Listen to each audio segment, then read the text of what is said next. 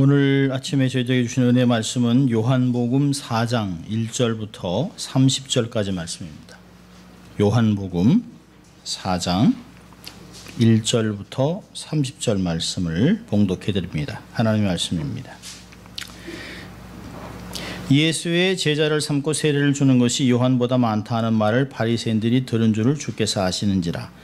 예수께서 친히 세례를 주신 것이 아니요 제자들이 준 것이라. 유대를 떠나서 다시 갈릴리로 가실새 사마리아로 통행해야 하겠는지라. 사마리아에 있는 수가라 하는 동네에 이르르니 야곱이 그 아들 요셉에게 준 땅이 가깝고 거기 또 야곱의 우물이 있더라. 예수께서 행로에 권하여 우물 곁에 그대로 앉으시니 때가 제6시쯤 되었더라. 사마리아 여자 하나가 물을 길러 왔음에 예수께서 물을 좀 달라 하시니 이는 제자들이 먹을 것을 사러 동네에 들어갔음이로라. 사마리아 여자가 가로되 당신은 유대인으로서 어찌하여 사마리아 여자 나에게 물을 달라 하시나이까 하니 이는 유대인이 사마리아인과 상종치 아니함이로라. 예수께서 대답하여 가르치되 내가 만일 하나님의 선물과 또 내게 물 좀 달라 하는 이가 누구인 줄 알았더라면 내가 그에게 구하였을 것이요 그가 생수를 내게 주었으리라. 여자가 가로되 주여 물기를 그릇도 없고 이 우물은 깊은데 어디서 이 생수를 얻겠삼나이까. 우리 조상 야곱이 이 우물을 우리에게 주었고 또 여기서 자기와 자기 아들과 짐승이 다 먹었으니 당신이 야곱보다 더 크시냐이까. 예수께서 대답하여 가라사대 이 물을 먹는 자마다 다시 목마르려니와 내가 주는 물을 먹는 자는 영원히 목마르지 아니하리니 나의 주는 물은 그 속에서 영생하도록 솟아나는 샘물이 되리라. 여자가 가로되 주여 이런 물을 내게 주사 목마르지도 않고 또 여기 물길로 오지 않게 하옵소서. 가라사대 가서 내 남편을 불러오라. 여자가 대답하여 가로되 나는 남편이 없나이다. 예수께서 가라사대 내가 남편이 없다 하는 말이 옳도다. 내가 남편 5이 있었으나 지금 있는 자는 내 남편이 아니니 내 말이 참되도다. 여자가 가로되 주여 내가 보니 선지자소로이다. 우리 조상들은 이 산에서 예배하는데 당신들의 말은 예배할 곳이 예루살렘에 있다 하더이다. 예수께서 가라사대 여자여 내 말을 믿으라. 이 산에서도 말고 예루살렘에서도 말고 너희가 아버지께 예배할 때가 이르리라. 너희는 알지 못하는 것을 예배하고 우리는 아는 것을 예배하노니 이는 구원이 유대인에게서 남이니라. 아버지께 참으로 예배하는 자들은 신령과 진정으로 예배할 때가 오나니 곧 이때라. 아버지께서는 이렇게 자기에게 예배하는 자들을 찾으시니라. 하나님은 영이시니 예배하는 자가 신령과 진정으로 예배할지니라. 여자가 가로되 메시아 곧 그리스도라 하는 이가 오신 줄을 내가 아노니 그가 오시면 모든 것을 우리에게 고하시리라. 예수께서 이르시되 내게 말하는 내가 그러라 하시니라. 이때 제자들이 돌아와서 예수께서 여자와 말씀하시는 것을 이상히 여겼으나 무엇을 구하시나이까 어찌하여 저와 말을 하시나이까 묻는 이가 없더라. 여자가 물동이를 버려두고 동네에 들어가서 사람들에게 이르되 나의 행한 모든 일을 내게 말한 사람을 와 보라. 이는 그리스도가 아니냐 하니 저희가 동네에서 나와 예수께로 오더라. 아멘. 하나님의 말씀이었습니다. Good morning. 네, 좋은 아침입니다. 한번 양손을 가슴에 대고 이렇게 한번 외쳐보죠. 나는 하나님의 특별한 사랑을 받은 사람입니다. 두 번 하겠습니다. 나는 하나님의 특별한 사랑을 받은 사람입니다. 나는 하나님의 특별한 사랑을 받은 사람입니다. 믿습니까, 여러분? 또 한번 외쳐볼까요? 하나님을 기쁘시게, 사람을 행복하게. 참 롱 위켄드인데 이렇게 주일 예배에 나오셨습니다. 참 감사하고 또 참 감사합니다. 오늘은 세 번째로 사마리아 여인, 예수를 만난 사람 사마리아 여인에서 말씀을 나누려고 합니다. 요한복음 3장에서는 지난주에 봤죠. 유대의 고위층 지식인 남성인 니고데모에 대한 만남이었다면 오늘 나와 있는 4장은 아주 대조되는 사마리아의 한 촌 구석 또 이름도 없는 여인을 만난 이야기입니다. 7080 복음성에 아주 우물가의 여인처럼 난 구했네. 헛되고 헛된 것들을 아마 이게 7080 복음성에서 아주 상당히 유행했던 것 중에 하나입니다. 또 부흥회를 하면 밤낮 불렀습니다. 그러니까 마치 내가 사마리아 여인같이 정말 이렇게 우물가 여인같이 이렇게 헛된 것을 구했구나. 그래서 이 부흥회나 아니면 또 이제 철야기도나 이게 수련회에서 많이 불렀던 곳입니다. 이 본문에 등장하는 사마리아 수가성 우물의 여인을 배경으로 한 복음성입니다. 오늘 9절을 보면 이런 말씀이 있어요. 9절에 이런 말을 합니다. 유대인이 사마리아인과 상종치 않는다. 예루살렘을 거룩한 도성으로 삼고 있는 유대와 남유다죠. 그리고 북왕국 이스라엘의 중심지였다가 722년에 아수르에 망하고 아수르의 정책에 따라서 그 나라의 사람들이 정치, 문화, 예술, 종교 모든 것이 혼합이 됐습니다. 혼혈인을 만들었어요. 그리고 이스라엘이라는 정체성을 없애버렸습니다. 그러니까 그래서 이스라엘 사람들이 바벨론에서 포로로 돌아왔을 때 성전을 재건하려고 할 때 사마리아 사람들이 우리도 함께 같이 하겠습니다 하니까 너희들은 우리와 상관이 없다라고 해서 그때부터 아주 굉장히 서로 반목하는 관계가 됩니다. 유대 역사가 요세푸스는 사마리아인들을 이렇게 기록합니다. 환경에 따라 자기들의 태도를 바꾸는 믿을 수 없는 부류, 비열한 속성을 가진 사람들이라고 비난을 합니다. 아주 그래서 보면 아주 여과 없이 사마리아 사람들은 인간 이하, 세상 말로 하면 말종같이 취급을 합니다. 그들이 갖고 있는 모세오경은 자기들의 방식대로 조금 고쳐져 있어요. 그래서 신의 산이 아닌 자기네 산을 세겜 땅을 성지라고 이야기합니다. 자, 이 얼마나 서로가 미워했냐면 명절을 지키기 위해서 갈릴리 사람이 사마리아로 내려오다가 유대를 가기 위해서 사마리아로 내려가다 사마리아에서 한 사람이 죽으면 그 한 사람 죽은 것 때문에 갈릴리 사람과 유대 사람이 와서 대학살을 저지릅니다. 그러니까 서로 얼마나 미워하겠어요. 이 사마리아는 유대 땅과 이 갈릴리 땅의 가운데 중간에 있습니다.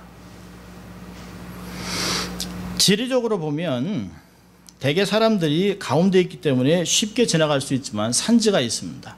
일반적으로 이렇게 가운데를 통과하면 3일밖에 안 걸리는데요.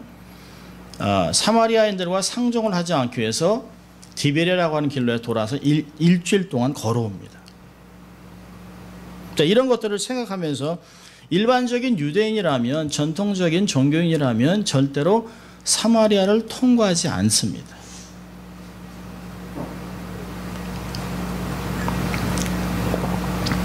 오늘 본문을 보면서 아마 우리가 갖고 있는 고정관념은 굉장히 많을 것이에요.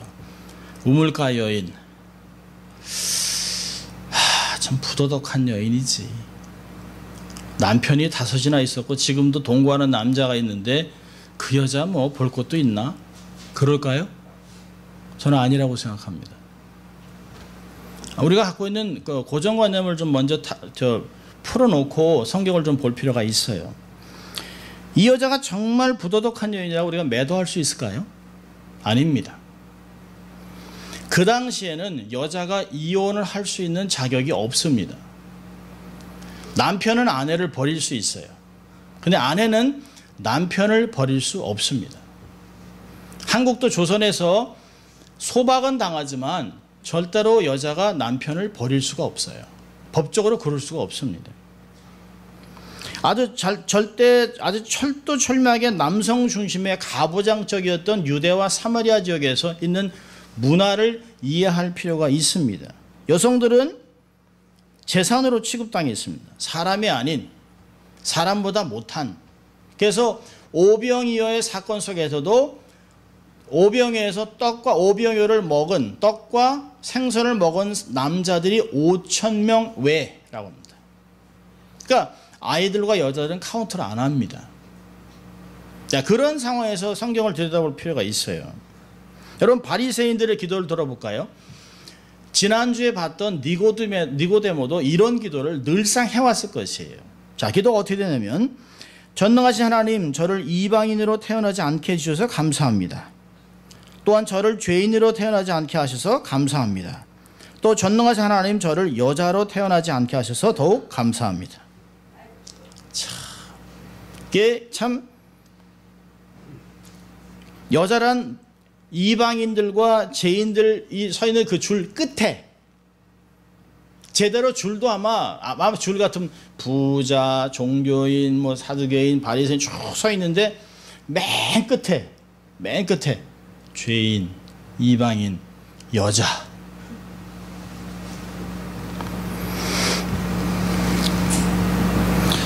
이 여인은 어쩌면 오늘 사마리아 여인은 남편이 일찍 세상을 떠나 과부가 됐는지도 모릅니다.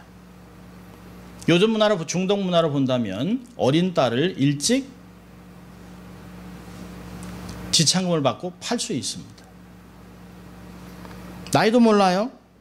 당시 경제적으로 넉넉한 노년의 남자들은 얼마든지 젊은 과부를 쉽게 첩으로 삼았습니다. 당시 과부가 할 수 있는 경제의 그 폭은 좁았기 때문에 생계를 해결하기 위해서 특별히 다른 사람의 부인이나 첩으로 살았던 케이스들이 굉장히 많습니다. 당시의 법적으로는 남자의 편에서 남자를 보호하고 부인된 여성을 학대하고 버리는 것을 가능케 만들어놨습니다. 그러니까 그렇게 보면 그녀는 결혼에 실패했어요. 여성에 대한 사회 경제적 압제, 빈곤의 희생자일 수도 있습니다. 아마 남편이 일찍 죽기도 하고 또 남편한테 갔다가 또 부인과 첩으로 살다가 계속 버림을 5번이나 버림을 받은 사람입니다. 여러분, 현대 이슬람은 아내를 4명 얻을 수 있습니다. 법적으로. 그렇게 데리고 살다가 여자가 밥을 못하거나 이쁘게 않거나 매력이 없거나 말을 안 들으면 먼저 몽둥이로 팹니다. 이게 법적으로 허락되어 있어요.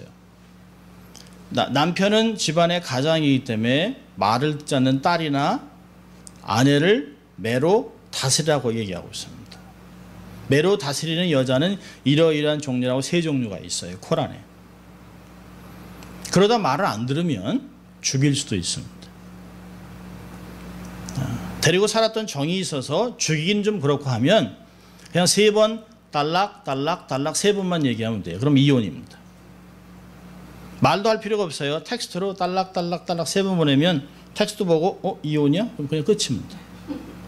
요즘 같으면 카톡 3번 하면 끝나는 거예요. 카톡을 딱 열어봤는데 딸락. 여러분, 지금 있는 이슬람의 종교가 그런데요. 중동의 문화 자체가 그렇습니다.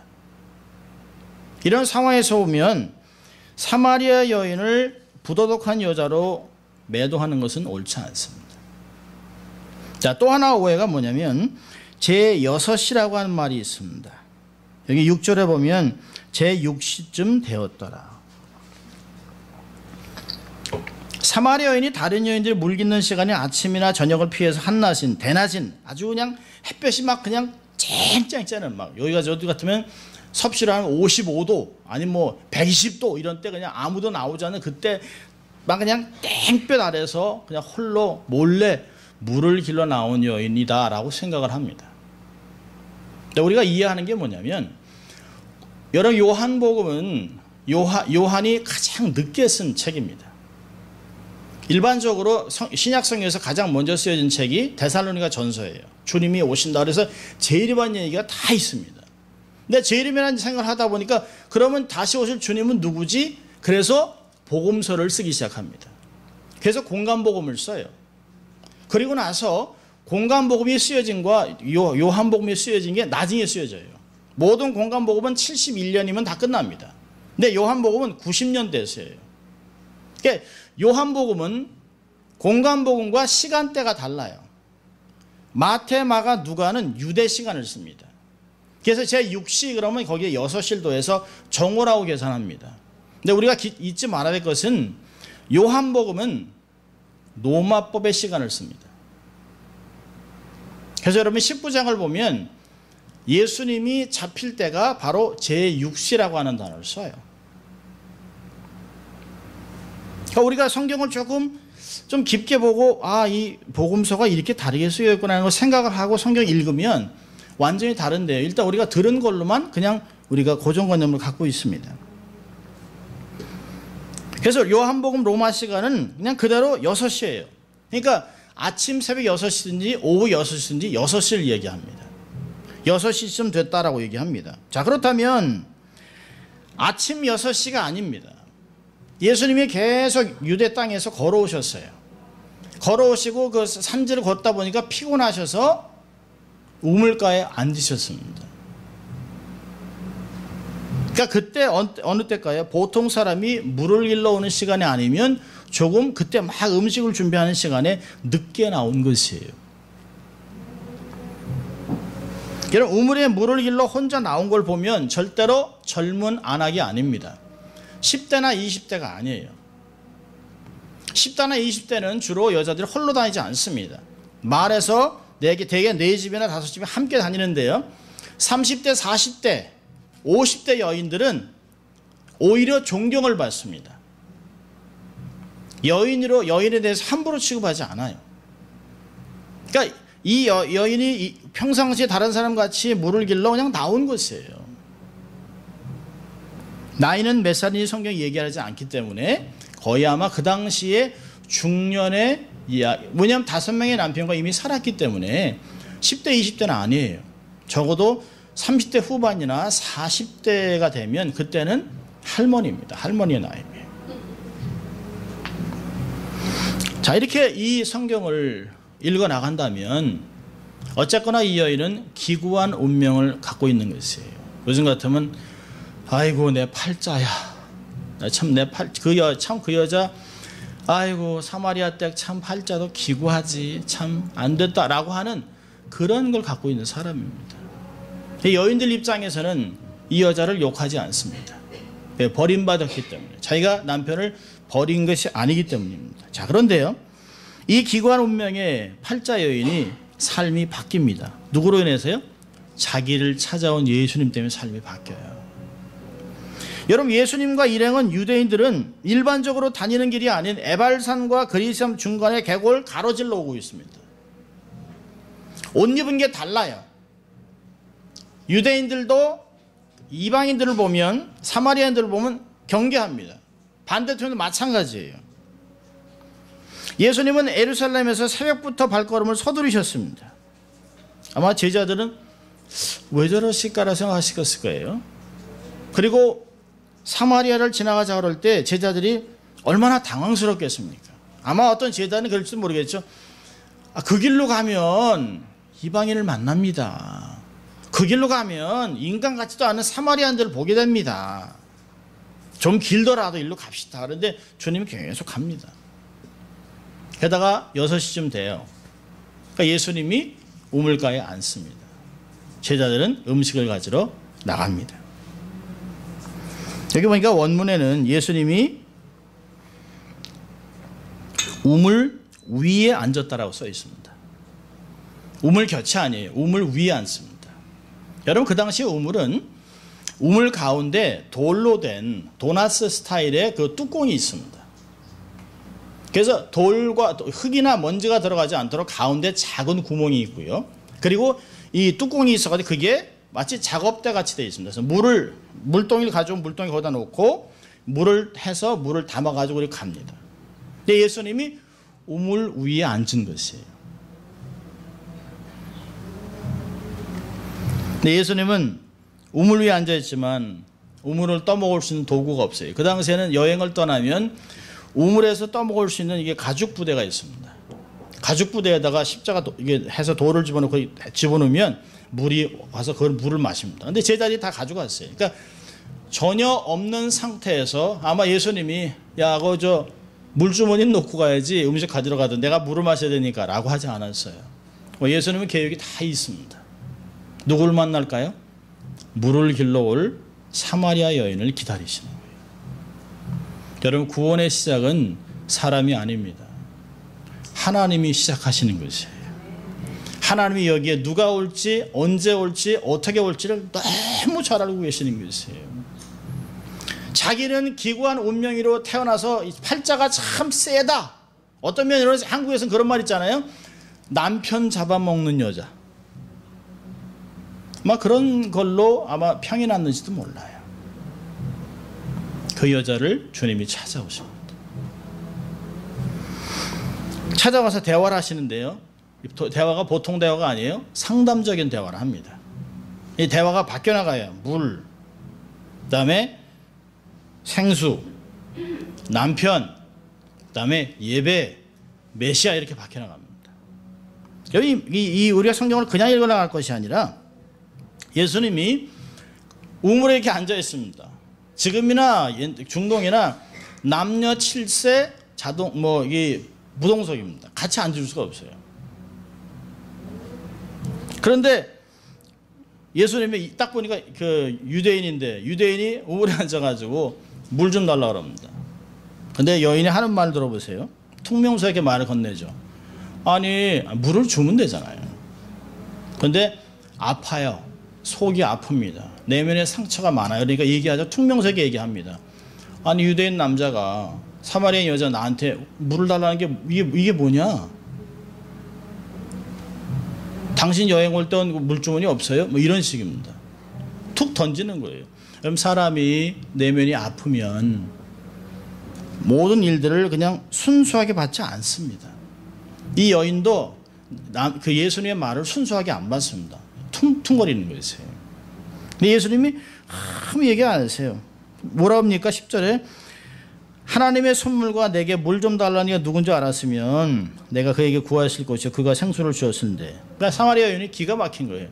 생수는커녕 물도 못 먹는 인간이 앉아가지고 물 달라는 주제에 무슨 생수. 여러분 생수는 맛이 다른 게 아니에요. 유대인의 개념은 물과 생수의 보통 일반 물과 생수의 차이는 생수는 하늘에서 오거나 땅에서 오거나 흐르는 물이 살아있는 물입니다. 물맛과는 다른 것이에요. 이 생수가 바로 어떤 역할을 할까요? 더러운 것을 씻어내는 역할을 합니다. 근데 생수를 주겠다 하니까 아니 우물물이 막혀서 이 물이 깊은데 이 물 먹기도 힘든데 무슨 생수는 무슨 생수. 그리고 얘기하죠. 우리 조상 야곱이 이걸 우리에게 주셔서 그와 그의 가족과 모든 짐승이 다 먹고 지금도 우리 살고 있습니다. 당신이 야곱보다 커요? 그렇게 얘기하는 거예요. 그러니까 예수님이 갑자기 딱 바꿔요. 내 남편 데려와. 그러니까 언급결에 여기서 내 남편을 데려오니까 없습니다. 이렇게 했어요? 없어요. 이렇게 했죠. 남편 없어요. 여러분 사람은 드러내고 싶지 않은 아픔이나 부끄러운 것이 있어요. 이걸 레드 버튼이라고 그러죠. 치부가 되는 게 있어요. 어떤 사람은 가정 배경, 부모, 자식, 또 공부 못한 것이 한이 되는 사람들이 있습니다.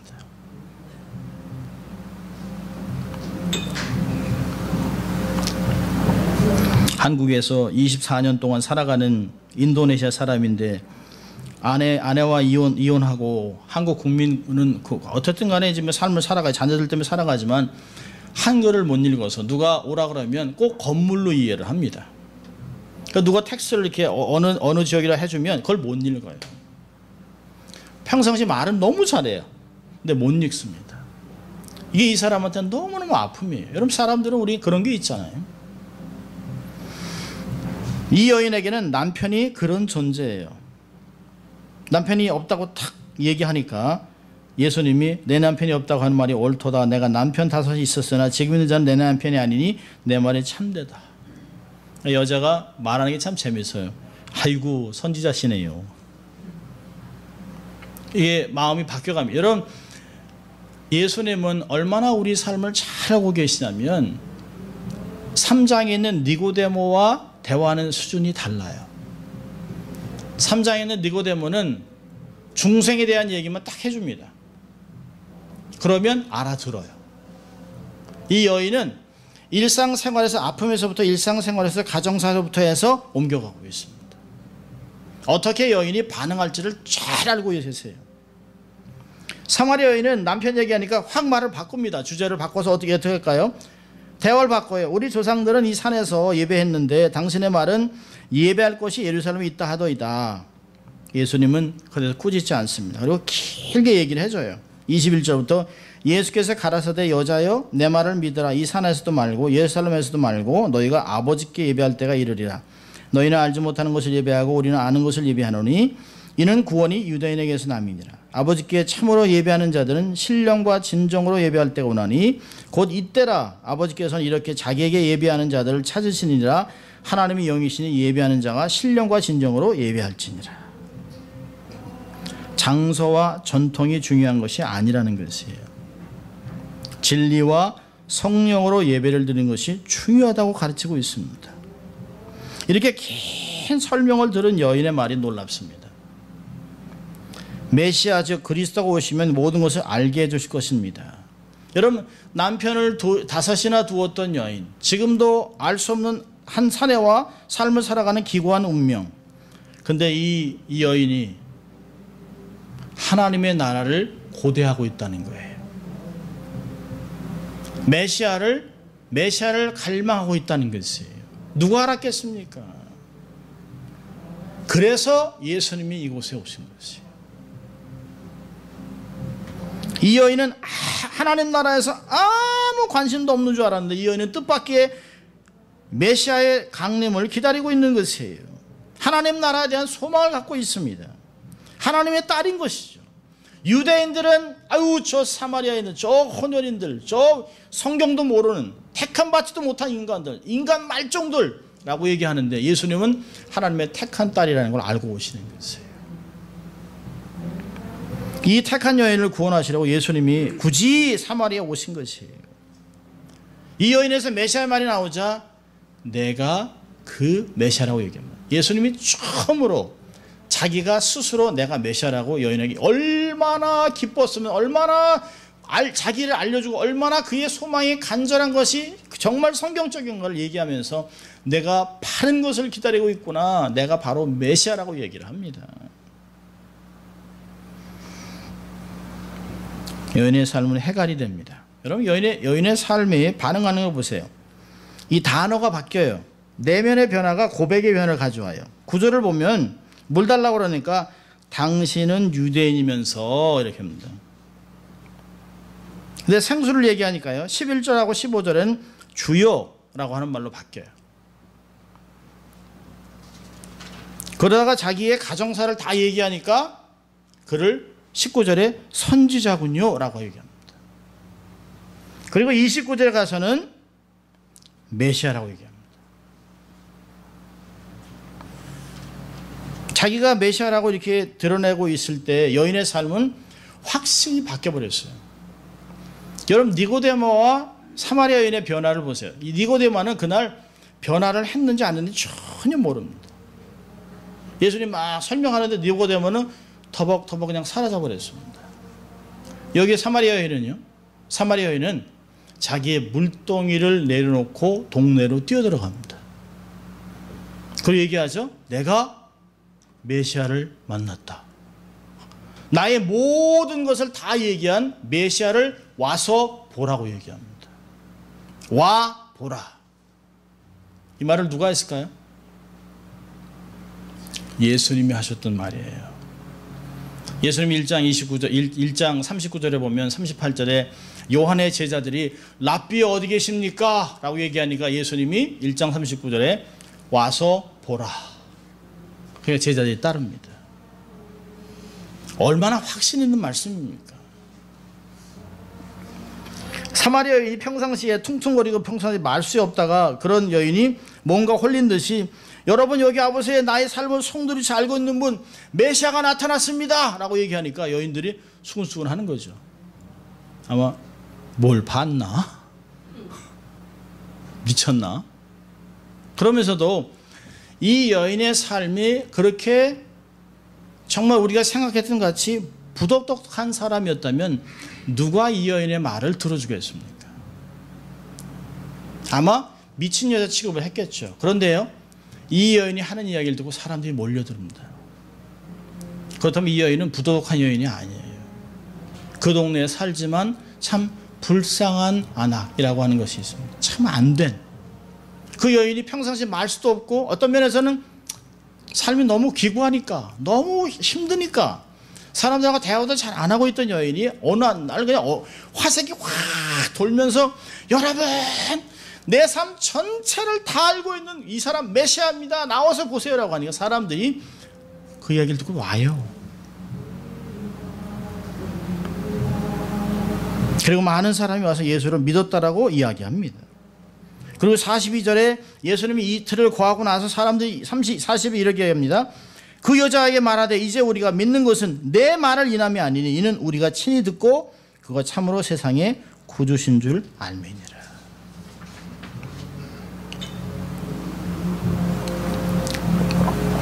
이 여인이 평상시에 부도덕한 여인, 창녀, 매춘부 이런 삶이었다면 절대 영향력 행사하지 못합니다.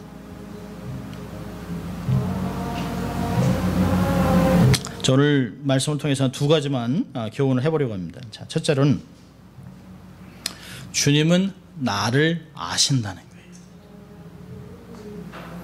여러분, 세상의 평가에 기준에 기죽지 마세요. 세상은 가끔 이런 얘기합니다. 야, 네가 사람이야? 짐승도 그렇게 안 산다. 제가 뭘 하겠어? 내버려둬. 신경 쓰지 마. 꺼! 라고 얘기합니다. 야, 저놈 내쫓아. 여러분, 그런 말이 기준이 아니에요. 우린 가끔 우리가 스스로를 포기할 때가 있습니다. 나 같은 게 뭘 하겠어? 개천에서 용나나? 아버지나 나나 뭐 형이나 나나? 여러분, 그렇게 살면 안 돼요. 여러분, 주님은 나를 너무너무 잘 알고 있어요. 내가 어떤 것으로 아파하고 어떤 것을 수치감을 여기고 어떻게 삶을 살아가는지 너무 잘 알고 있습니다. 그래서 예수님이 직접 찾아오셔서 맞춤 상담을 해주세요. 맞춤 상담. 기억하세요. 주님이 손가락질하는 인생은 없습니다. 세상은 마음대로 자기 기준으로 손가락질하지만 예수님은 누구에게도 손가락질하지 않습니다. 저는 제가 목사지만 동성애 죄입니다. 그러나 예수님이 동성애자를 손가락질하지 않는다고 저는 생각합니다. 불쌍히 여기죠. 돌아오길 바라는 것이죠. 매춘부도 손가락질하지 않습니다. 불쌍히 여기고 돌아오기를 바라는 것이 주의 마음입니다. 그렇다면 우리는 손가락질하는 걸 좀 멈춰야 됩니다. 다른 사람을 정죄하고 판단하는 것을 버려야 합니다. 잘못된 고정관념을 버려야 합니다. 하나님은 천하를 주고도 바꾸지 않는 나에게 가치를 두세요. 나를 위해서 십자가에 돌아가신 것이에요. 그 마음을 헤아리는 것이에요. 주님이 함께 하시면 세상을 얻은 것보다 더 커요. 세상을 창조하시는 그분이 내 삶에 계시면 내가 소수가 아니에요. 마지널 시리즌이 아닙니다. 내가 대세예요. 주님이 함께 하세요. 그걸 발견하면 하나님이 일을 행하시는 것이에요. 어떤 방송에서 이런 얘기를 하더라고요. 부모가 이 아이를 하나를 낳고 그 아이에게 계속 이 얘기를 했답니다. 너는 참 특별해. 너는 참 일을 잘할 거야. 다른 사람보다 나아. 이 아이가 자라면서 자기가 그렇게 느꼈다는 것이에요. 그리고 탤런트가 되고 가수가 됐습니다. 네, 어떤 사람은 옆에서 그래요? 우리 엄마는 내가 실패작이라고 그랬는데 넌 실패야. 실수로 났어. 그렇게 하면 안 된다는 것이에요. 세상에 실수는 없습니다. 인생에 실수는 없어요.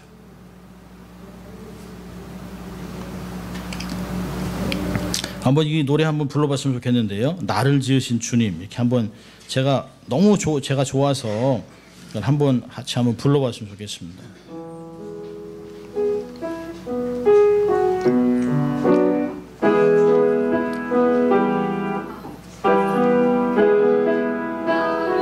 나를 지으신 주님,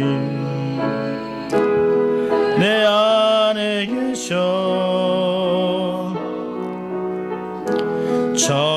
처음부터 내 삶은 그의 손에 있었죠.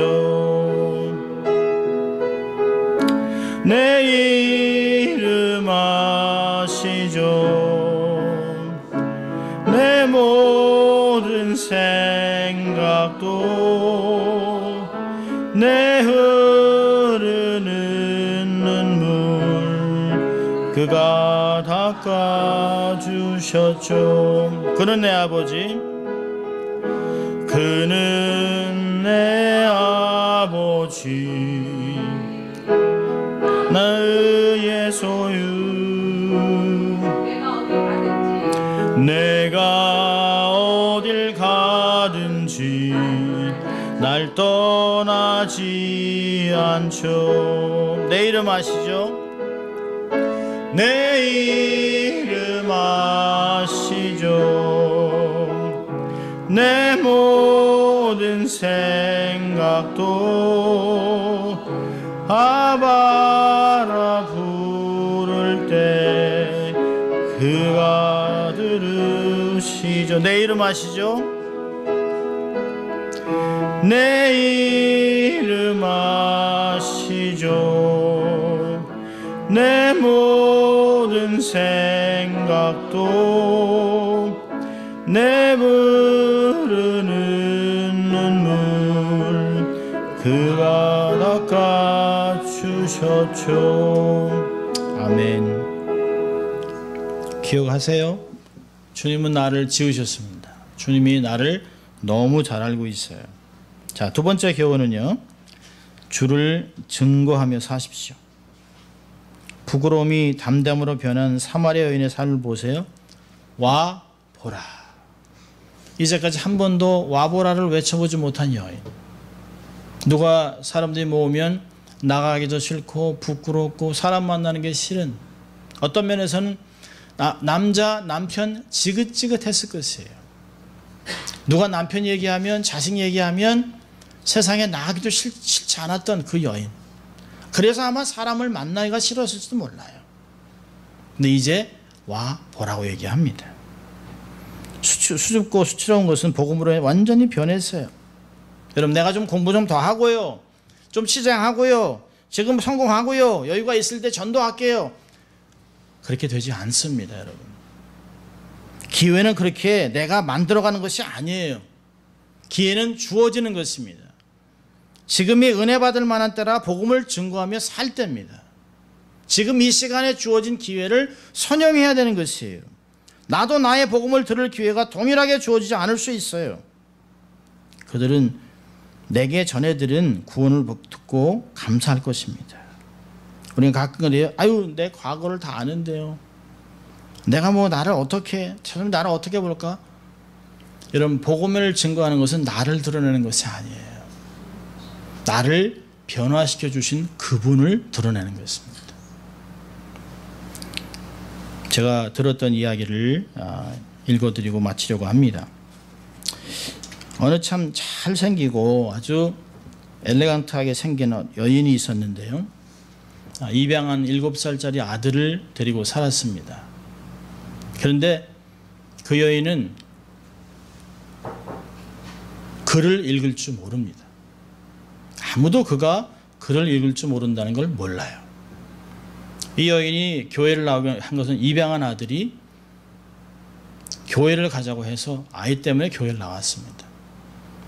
그러다가 어느 날 전도 집회에서 예수를 영접합니다. 그리고 자기 삶에 너무 서러움 때문에 한참 울다가, 며칠을 울다가 주를 위해 내가 무엇을 할 거라고 생각을 합니다. 그러다가 복음을 좀 잘 배워야 되겠다. 성경 공부를 하기 시작합니다. 성경 공부에서 가장 두려운 게 뭘까요? 자, 우리 이제 한 절씩 돌아가면서 읽습니다. 읽는데 자기 차례가 오면 늘 제가 안경을 안 가져왔어요. 안경이 없어서 눈이 안 보여요. 다 그런 줄 알았습니다. 너무 부끄러워서 가액공부 선생을 동원해서 한글을 배우기 시작했습니다. 한글을 깨우쳐가면서 성경을 그냥 떠듬떠듬 읽기 시작해요. 그래서 성경 공부를 또 하는데 또 그 부목사님이 성경을 한 절씩 읽자고 얘기합니다. 그래서 그날은 도저히 안 되겠다 생각해서 제가 제 간증을 하려고 합니다. 그러니까 웬일인가, 뭐 남부럽지 않게 생겼는데 재산도 있어 보이고 예쁘게 생겼고 자식도 잘 자라고, 뭐 비록 입양했지만, 근데 자기가 어릴 때 입양을 했다가 파양되고 그러면서 고아원을 전전하면서 공부할 기회가 전혀 없었대요. 그래서 글을 전혀 못 읽는 거예요. 글을 못 읽으면서 길을 가면서 건물을 색깔별로만 외웠다는 거예요. 버스도 글자만 이게 1번, 3번, 7번 이런 것만 외웠다는 거죠. 사람들이 얼마나 놀랬겠어요. 글을 못 읽는다는 말에 너무너무 놀란 것이에요. 그런데 이 사람이 매주 새로운 사람을 교회에 끌고 옵니다. 그래서 자기가 전도하는 것이에요. 사람들한테 가서 그랬답니다. 제가 이웃인데요. 아파트 단지를 다니면서 제가 최근에 기독교인이 있는데 너무너무 좋아서 이 예수님을 소개하려고 합니다. 근데 저는 이제 한글을 이제 깨우쳤습니다. 제가 어떻게 전할지 몰라서 제가 그냥 아주 작은 책자 사형리를 같이 한번 읽었으면 좋겠는데 제가 잘 못 읽어요, 글을. 그래서 같이 읽어주시면 제가 조금씩 설명해 드릴게요. 그리고 이 책을 제가 읽을 수 있도록 도와주시면 너무 감사해요 라고 하면서 사형리를 같이 읽고 복음을 증거하고 자기 간증을 하면서 예수 그리스도를 영접하게 합니다. 자기에게 한글을 가르쳐준 과외공부 선생도 복음을 전도받고 예수를 믿게 됐습니다.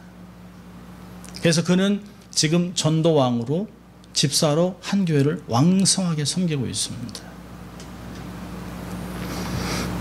여러분 삶마다 자기의 삶마다 아픔이 있어요. 누구는 공부할 기회가 없었습니다. 누구는 너무 가난했어요. 누구는 삶 속의 아픔 때문에 누가 자기의 삶을 들여다볼까 봐 꽁꽁 가리고 삶을 살아갑니다. 교회를 나가고 사람을 만나지만 자기의 삶을 들춰볼까 봐, 알아볼까 봐.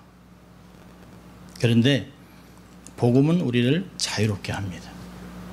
요한복음 8장 얘기했습니다. 진리를 알지 진리가 너희를 자유케 하리라.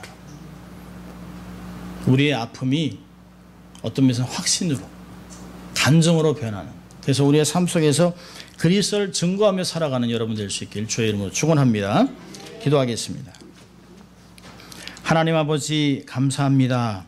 오늘도 성경을 통하여 우리가 어떤 인생을 살아갈지를 도전하시고 권면하신 주님 감사합니다.